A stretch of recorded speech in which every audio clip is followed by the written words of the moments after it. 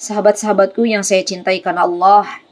Insya Allah ini adalah pertemuan membahas tentang nasihat Luqman kepada ananda tercintanya, ya, dan itu adalah suatu akhlak yang mulia. Ya, insya Allah kita akan belajar yaitu tentang akhlak tawadhu, atau kalau bahasa Indonesianya adalah rendah hati, ya, bukan rendah diri tapi rendah hati.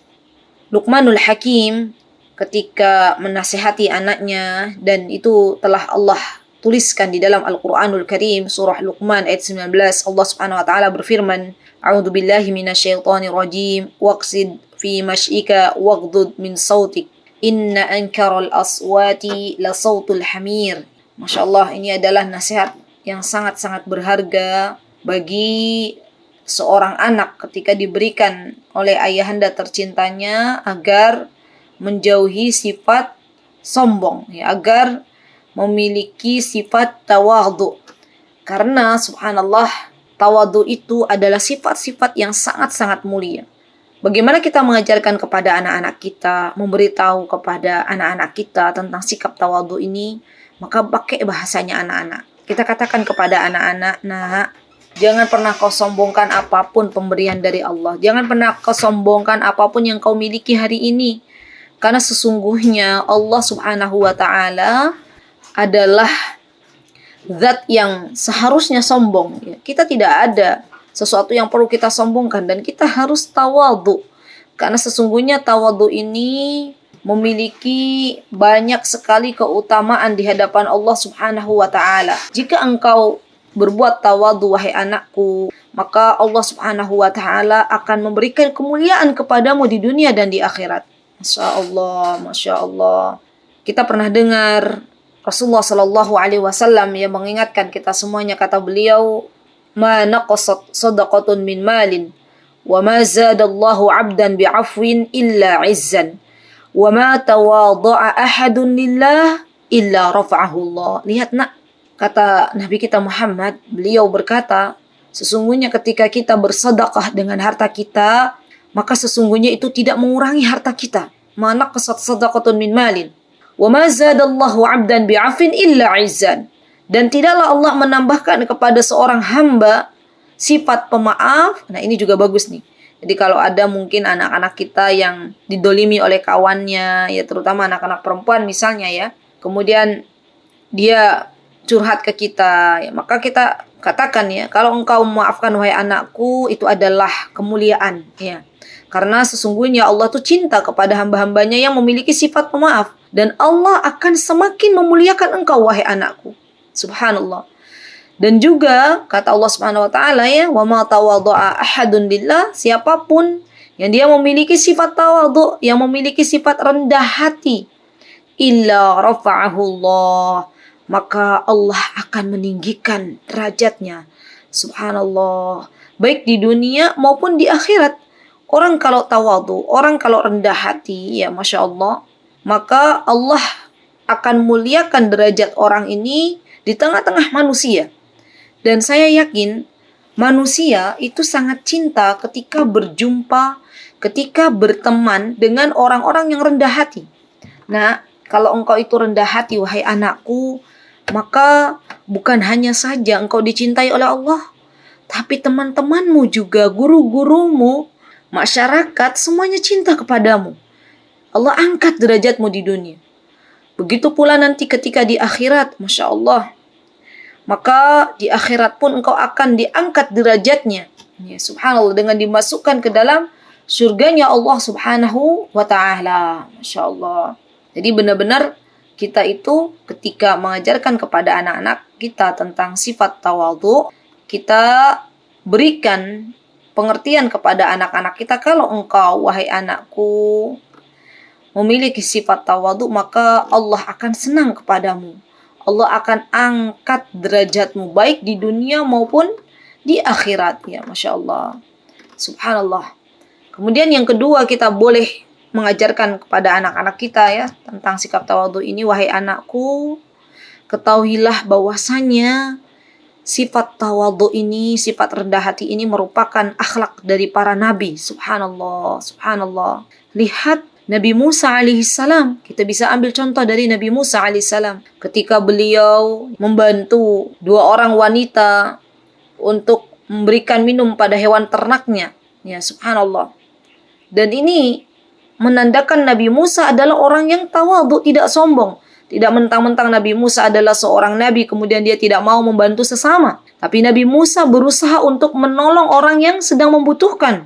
Dan ini menjadi bukti bahwasanya wahai anakku, Nabi Musa adalah orang yang tawadhu. Bisa juga teman-teman berkisah gitu ya. Kan bahasanya kalau ke anak-anak itu, anak-anak lebih senang menerima pelajaran-pelajaran dengan sebuah kisah. Teman-teman nanti berkisah-kisah Nabi Musa berjumpa dengan wanita-wanita penggembala, yang mana wanita ini sangat-sangat malu ketika harus berdesak-desakan untuk mengambil air dengan para laki-laki. Nah, di sini nanti juga bisa nih diselipi pelajaran rasa malu gitu. Jadi seorang wanita itu, wahai anakku, kalau punya anak putri, hendaklah memiliki rasa malu. Sebagaimana para wanita dulu di zaman ya Nabi Musa alaihissalam, mereka memiliki sifat malu. Mereka tidak mau berdesak-desakan dengan para kaum laki-laki. Dan Allah kasih hadiah ya karena sifat malunya mereka, maka Allah kasih hadiah Nabi Musa alaihissalam. Kemudian kita juga bisa lihat dari Nabi Zakaria. Teman-teman nanti berkisah lagi tuh bagaimana Nabi Zakaria, beliau memiliki profesi sebagai tukang kayu. Ya Masya Allah, Masya Allah. Lihat nak, Nabi Zakaria itu beliau tidak malu ketika harus menjadi tukang kayu. Padahal beliau adalah seorang nabi.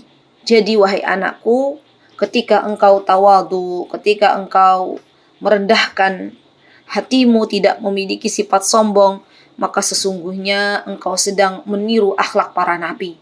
Jadi kita bisa tuh berkisah kepada anak-anak kita bagaimana Nabi kita Muhammad SAW, beliau tuh benar-benar tawadhu, memiliki sifat tawadhu. Beliau tidak malu ketika harus menggali parit pada perang Khandaq bersama para sahabatnya radhiyallahu anhum jami'an. Beliau juga tidak malu, beliau tidak sombong ketika harus menjenguk para sahabatnya yang sedang sakit, misalnya Masya Allah. Beliau juga memiliki sifat tawadhu. Nabi kita Muhammad SAW ya ketika harus menjahit ya terompahnya. Nah, kita berikan kisah-kisah itu kepada anak-anak sehingga rasa cinta anak-anak kita kepada Nabi kita Muhammad SAW, kepada Nabi Zakaria, kepada Nabi Musa alaihissalam, mereka semakin cinta, semakin paham. Oh, ternyata ketika saya memiliki sifat tawadhu, saya sedang mencontoh akhlaknya para nabi.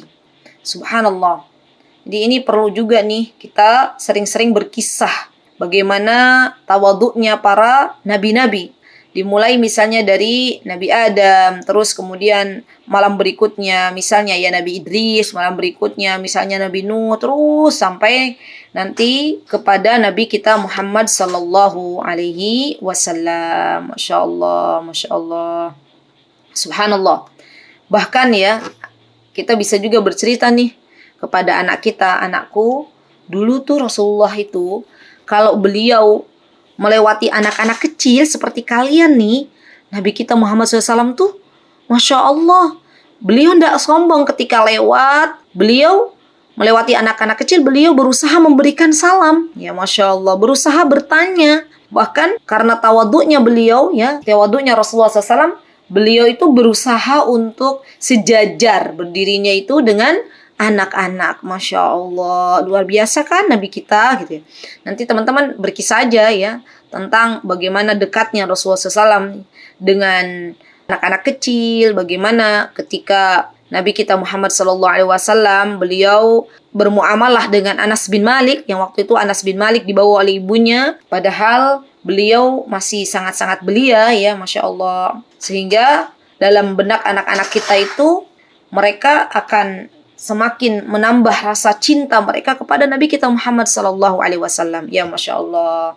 Nah, kemudian di samping kita juga bercerita tentang bagaimana sifat tawadhu'nya Rasulullah SAW, ya. Kemudian kita juga bisa menerangkan kepada anak-anak kita. Nah, karena anak-anak ini metodenya yang paling pas buat anak-anak itu berkisah. Ketika engkau memiliki sifat tawadhu, memiliki sifat rendah hati, maka sesungguhnya nak, engkau itu sedang meneladani akhlak para ulama juga. Ya Masya Allah. Jadi nak, para ulama itu sekelas Imam Syafi'i rahimahullah, beliau orang yang sangat luar biasa keilmuannya, hafalannya begitu kuat. Orang yang kalau diajar oleh gurunya, diberikan pelajaran, beliau bisa menirukannya kembali tanpa ada kesalahan. Jadi Imam Syafi'i kan waktu itu pernah duduk Nina gitu ya, di majelisnya Imam Malik. Dan Imam Malik pengen mengetahui seberapa fokus Imam Syafi'i mengikuti majelisnya. Maka Imam Malik meminta kepada Imam Syafi'i untuk mengulangi apa yang telah disampaikan.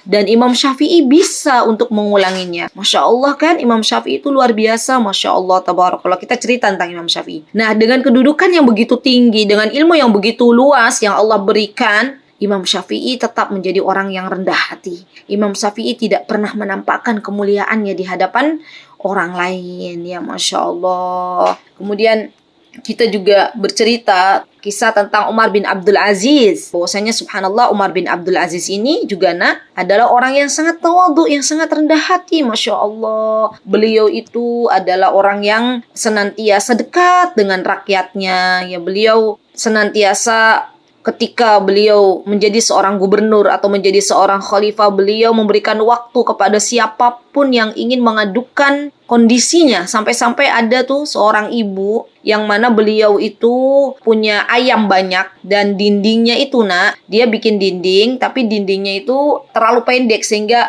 kalau ada pencuri mencuri ayamnya itu sangat-sangat gampang. Dan pernah juga kejadian kepada ibu tersebut dicuri ayamnya ya. Maka dia berusaha untuk menemui Khalifah Umar bin Abdul Aziz. Kala itu beliau mengadukan kondisi beliau, dan Umar bin Abdul Aziz, Masya Allah, ketawaduan beliau. Akhirnya beliau mendengarkan aduan si ibu tersebut, dan setelah mendengar aduan ibu tersebut, Umar bin Abdul Aziz bersegera untuk memperbaiki tembok ibu yang memiliki ayam yang banyak itu. Subhanallah, begitu luar biasanya ulama-ulama kita. Kemudian kita juga bercerita tentang kisah ya para sahabat radhiyallahu anhum jami'an. Bagaimana Abu Bakar ketawaduannya yang luar biasa, Masya Allah. Ya, Abu Bakar As-Siddiq, beliau memiliki sifat yang sangat-sangat tawadhu. Bagaimana pula tentang Umar bin Khattab ya, yang beliau Masya Allah ketika menjadi seorang khalifah, beliau mau ronda malam, beliau mau keliling ke rumah rakyatnya. Ini kan menunjukkan sikap tawadhunya Umar bin Khattab, Masya Allah. Bahkan beliau tidak malu ketika harus menikahkan putranya yaitu Asim dengan gadis penjual susu, Masya Allah. Ini menunjukkan sifat Umar yang tidak sombong sama sekali. Sifat Umar yang memiliki sifat tawadhu, Masya Allah. Beliau tidak mengharuskan putranya yang ketika itu kedudukannya yang tinggi harus menikah dengan orang yang satu kufu, misalnya orang yang kaya. Tidak, tapi Umar bin Khattab menikahkan putranya dengan gadis penjual susu. Ya, Masya Allah. Kemudian kita juga bercerita tentang bagaimana kisah Utsman bin Affan. Masya Allah. Bagaimana tawadhunya beliau. Ya, Masya Allah. Beliau juga, Utsman bin Affan adalah seorang yang sangat hobi bersedekah. Ya, Masya Allah. Tapi beliau sangat-sangat tawadhu. Beliau tidak membangga-banggakan harta yang pernah diinfakkannya. Beliau tidak pernah mengata-ngatakannya, atau beliau tidak pernah mengumumkan bahwasanya beliaulah yang telah memberikan banyak sekali kontribusi kepada kaum muslimin. Subhanallah. Dan ini menunjukkan sikap tawadhunya Utsman.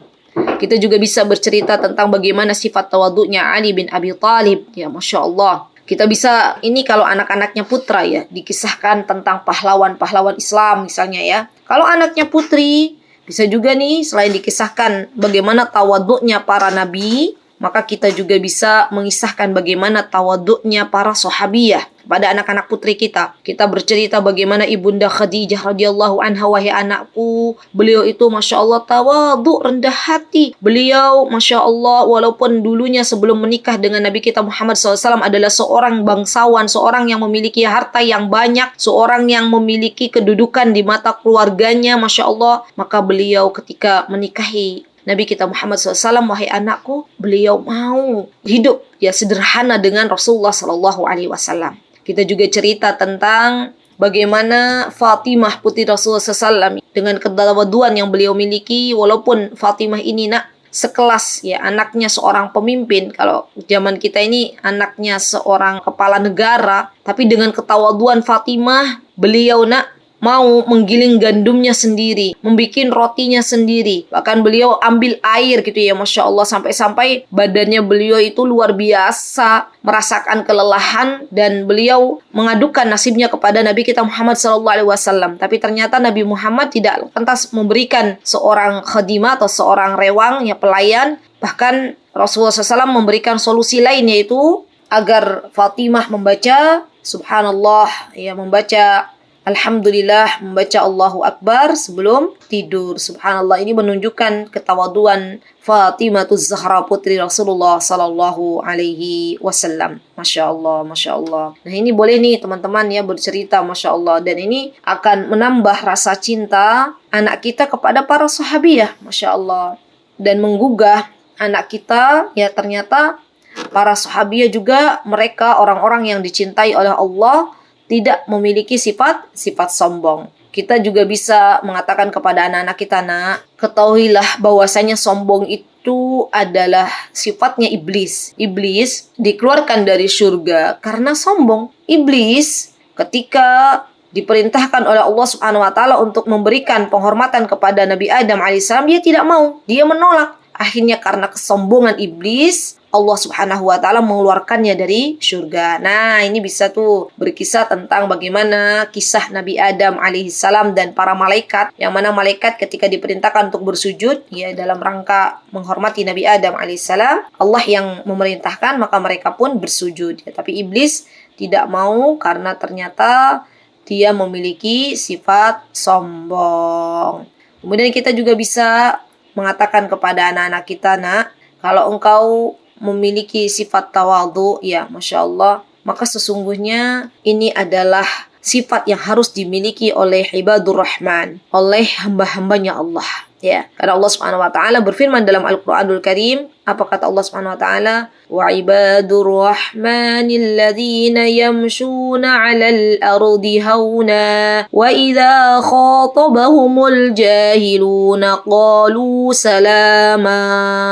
Kata Allah Subhanahu wa taala, dan hamba-hamba Allah yang maha penyayang itu adalah orang-orang yang berjalan di atas muka bumi ini dengan rendah hati. Dan apabila orang-orang jahil menyapa mereka, mereka mengucapkan kata-kata yang mengandung keselamatan. Subhanallah. Dan inilah hamba Allah yang berjalan dengan tenang. Ya, hamba Allah yang memiliki sifat tawadhu, tidak congkak dan tidak sombong ketika harus berjalan di buminya Allah Subhanahu wa ta'ala. Subhanallah. Dan kita katakan kepada anak-anak kita, nak, ketika engkau memiliki suatu, baik itu ilmu, baik itu harta, semuanya adalah dari Allah Subhanahu wa taala. Tidak ada yang perlu kita sombongkan.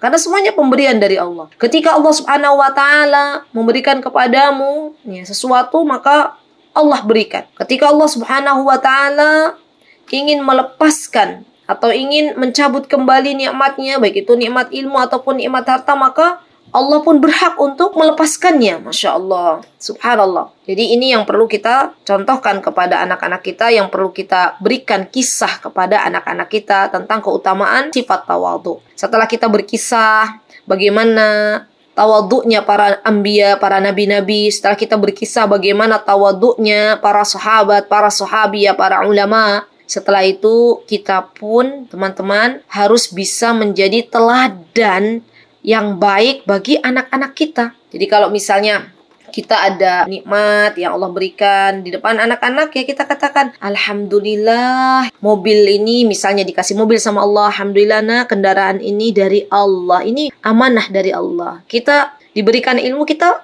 ngobrol dengan anak-anak itu, alhamdulillah, nah ilmu ini Allah yang kasih gitu ya, alhamdulillah, semua dari Allah. Jadi kita terlebih dahulu yang harus memberikan contoh kepada anak-anak kita. Anak-anak kita kalau biasa mendengar orang tuanya tidak menyombongkan diri dengan kata-kata, tutur katanya yang bagus keluar dari lisannya, tidak ada tanda-tanda kesombongan, yang ada adalah bersandar kepada Allah Subhanahu wa taala, menyandarkan nikmat ya berasal dari Allah Subhanahu wa taala, maka anak-anak pun akan mengikutinya.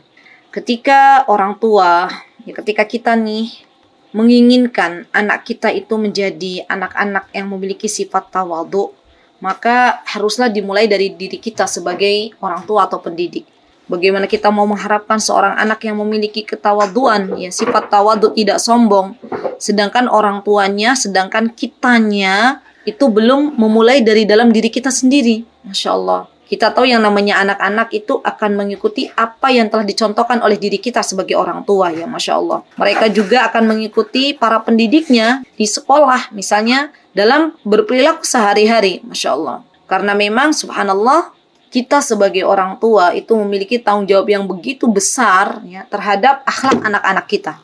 Ya, berusahalah untuk memberikan contoh-contoh yang baik kepada anak-anak kita. Kita berikan ya keteladanan-keteladanan, baik tadi dengan kisah para nabi ataupun ya saya lupa ya, ada di antara yang bisa kita berikan kepada anak-anak adalah kita berkisah dengan jejak-jejak orang-orang yang sombong yang ada di dunia ini. Mungkin kalau kita tadi kan bercerita tentang iblis. Iblis itu kan anak-anak tidak bisa melihatnya. Kita bisa cerita tentang bagaimana Fir'aun ketika dia menyombongkan dirinya, menganggap dirinya itu adalah Tuhan, menganggap dirinya itu adalah yang lebih baik, yang terbaik di dunia ini, maka akhirnya Allah jadikan Fir'aun itu tenggelam. Dan kita bisa juga berkisah tentang Qarun, yang mana dia menyombongkan hartanya. Dia mengatakan bahwasanya harta yang dimilikinya bukan pemberian dari Allah, melainkan itu adalah hasil jeripayahnya. Kemudian Allah tenggelamkan Qarun ke muka bumi ini beserta dengan hartanya.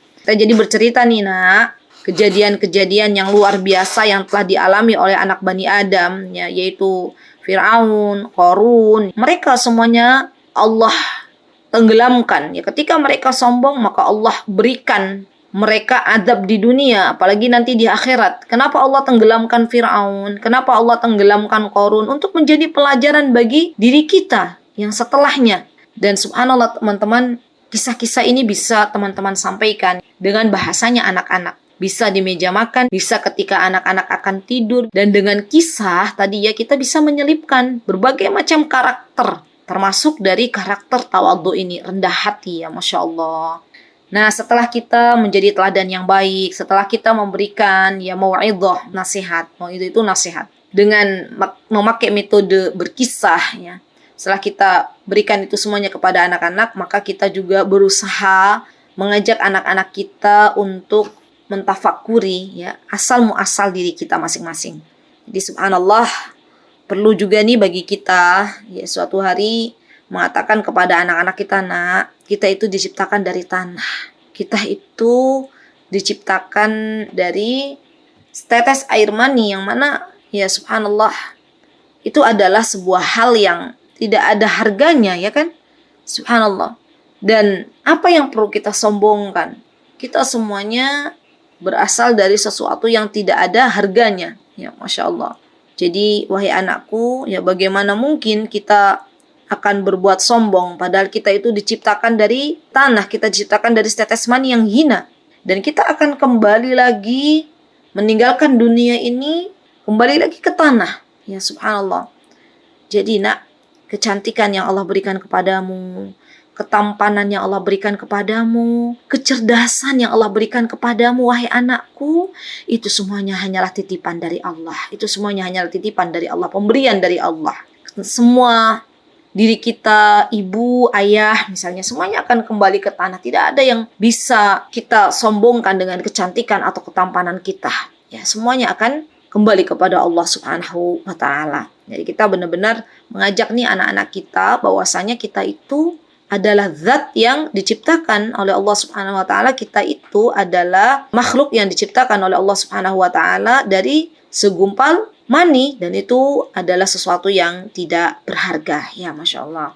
Nah kemudian teman-teman, setelah kita mulai berdiskusi dengan anak-anak kita ya, kalau kebiasaan keluarga kami kadang berdiskusi itu di meja makan. Jadi meja makan itu mungkin kalau bagi teman-teman itu hanya tempat rutinitas makan biasa. Kalau kami tuh meja makan itu sebagai tempat ngobrol bareng, sebagai tempat diskusi ya, anak-anak bertanya. Subhanallah, ini menjadi tempat yang luar biasa bagi kami ya Masya Allah. Maka bagi teman-teman yang punya ruang keluarga ya jangan sampai dijadikan ruang keluarga itu hanya untuk menonton TV atau sesuatu yang tidak membawa manfaat yang banyak, tapi lebih dari itu jadikan ruang keluarga teman-teman atau ruang tamu atau meja makan itu sebagai tempat untuk berkumpul dengan anak-anak kita. Seorang ayah bisa memberikan tausiah-tausiahnya, seorang ayah bisa mengajak anak-anaknya untuk bertafakur dari mana dia berasal, dan itu akan membuat anak-anak kita lebih paham dan tidak, ya, akhirnya anak-anak kita tidak ingin memiliki sifat-sifat sombong, ya, Masya Allah. Nah, teman-teman yang dimuliakan oleh Allah Subhanahu wa taala, kemudian kita juga sering-sering mengatakan kepada anak-anak kita bahwasanya apapun kelebihan yang Allah berikan kepadamu wahai anakku, tidak lain dan tidak bukan kecuali datang dari Allah. Dan nanti apapun yang Allah berikan itu, baik itu kekuatan, kalau anak-anak kita kan biasanya saya kuat gitu ya, atau ibu misalnya dapat prestasi, ibu alhamdulillah ini dapat ranking misalnya. Maka kita katakan kepada anak kita bahwasanya semuanya itu dari Allah, dan Allah akan minta pertanggungjawaban dari kita besok, nak. Untuk apa kekuatan yang Allah berikan kepada kita? Apakah kita menjadikan kekuatan yang Allah berikan itu untuk sesuatu yang Allah ridhoi, atau menjadikan kekuatan yang Allah berikan itu untuk sesuatu yang tidak ridhoi? Atau mungkin engkau mendolimi kawanmu, dan itu adalah sesuatu yang tidak boleh dalam agama kita. Ya, kita berikan itu kekuatan kepada anak-anak kita. Benar-benar apapun yang Allah berikan dari kelebihan, baik itu prestasi, kecerdasan, kekuatan, atau kelebihan-kelebihan yang lainnya, semuanya berasal dari Allah Subhanahu wa ta'ala. Ya, kemudian terakhir, bagaimana mengajarkan sifat tawadhu ini kepada anak-anak? Bisa yang namanya anak-anak nih ya, ibu-ibu, mereka itu sangat senang ketika diajak jalan-jalan, ya kan? Kalau anak-anak kami tuh juga sangat senang diajak traveling, diajak jalan-jalan ke alam bebas. Kemudian kita saatnya menanamkan kepada anak-anak kita rasa tawadhu. Ketika melihat gunung yang begitu tinggi menjulang, kita katakan kepada anak-anak kita, nak, lihat nak, gunung yang begitu tinggi saja, kita sama gunung itu tinggian gunung kan, kita itu kecil sekali di hadapan Allah. Gunung ini yang besar sekali di hadapan kita.